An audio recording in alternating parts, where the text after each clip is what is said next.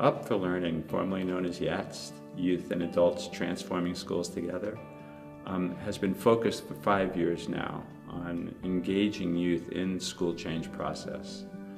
And the purpose of the training is to give students the quality facilitation training that they need in order to engage with adults and stimulate new thinking with adults. And if it's a particularly hard question, that's the one we know we have to ask. Why would that be important? Just it makes the depth of your learning so much greater. So the purpose is to help kids learn to listen well, to be really clear on their intention and focus, and understand the roles and responsibilities of a facilitator. So this is our comfort zone here, where it's where we want to spend a lot of time. Right? This is when we're taking care of ourselves. It's really about the hierarchy of virtually all schooling, with teachers and adults having the power and kids not, and that creates a disconnect. Our partnerships depend on the concept of authentic reciprocity. We're in dialogue with both youth and adults, are learning from each other and reaching a deeper understanding, coming to a new place that neither of them could have possibly come to without the student and without the adult in partnership.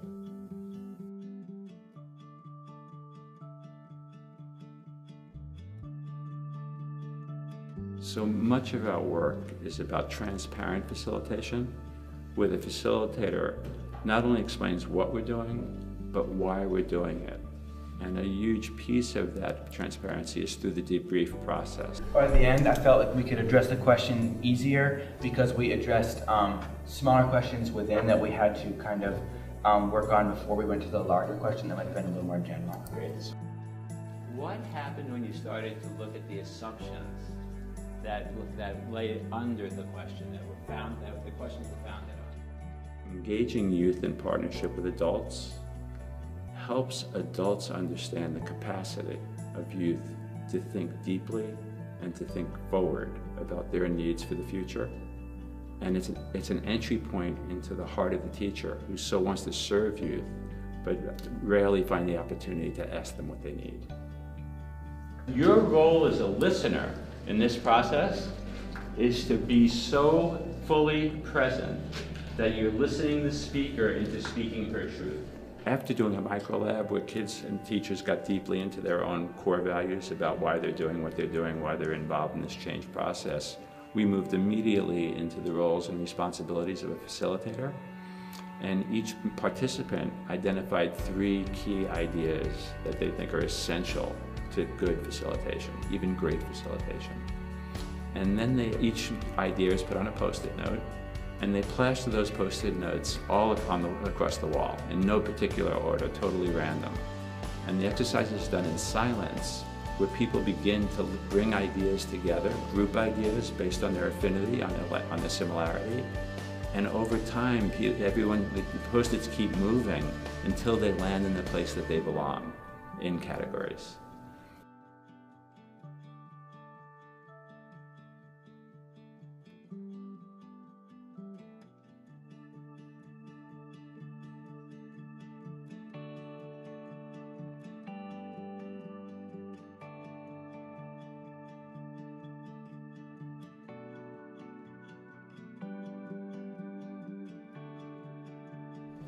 Hey, everybody good? Okay, so why don't you make yourselves comfortable? Have it, sit on the floor if you want. At that point, we begin the conversation and talk about what each category is, what's it naming, what's the importance of it, and together we construct the name of that category. I thought it was interesting to see how all of us had a general idea, so we could group them all together, but we all thought that a facilitator had basically the same thing. Yes, right, the commonality of thinking. Wouldn't it be wonderful if our classrooms, if our teachers modeled these behaviors, and this is the environment we set up in the classroom for growth and learning? I mean, that's really, I think, a lot about what this work's about, right? And it's coming out of the mouth of youth. And I wrote promote, but you said create, which is a much stronger word. Yesterday we came up with 6 categories, and under each of them were multiple ideas that help really define and describe what great facilitation looks like and how you prepare to be a really good facilitator. Just really involving students more in the work that these YATS groups are doing will help them to understand the amount of change that they can bring to their schools. But convince them by sharing the data and showing things that they were heard. If they can't get this message, but those that did are going to start to see it. And once they start to see it, it'll just spread. Right. I think one of the most beautiful pieces of this work is students finding their voice and recognizing that it can really make a difference in their schooling experience. And we have many reflections of students going back to school and having the courage, the confidence, and the skill to talk to teachers in a way that can really help them listen and to bring about true change in their practice. Through our YATS group, my goal is to be a part of the creation of a safe learning environment in which everyone feels like they have a voice and that teachers focus more on the needs of their students.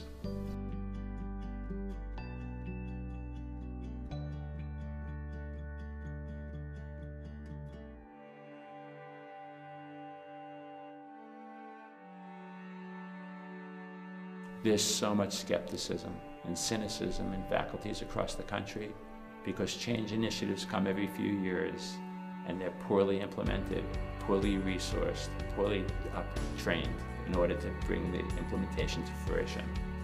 If schools are serious about youth-adult partnerships becoming the culture of the school, as opposed to a hierarchical structure where students are passive recipients of knowledge, it's absolutely essential that we put the resources, time, and energy into training facilitators, both youth and adults together, so they have a common purpose, common practice, and common language when going back to the school.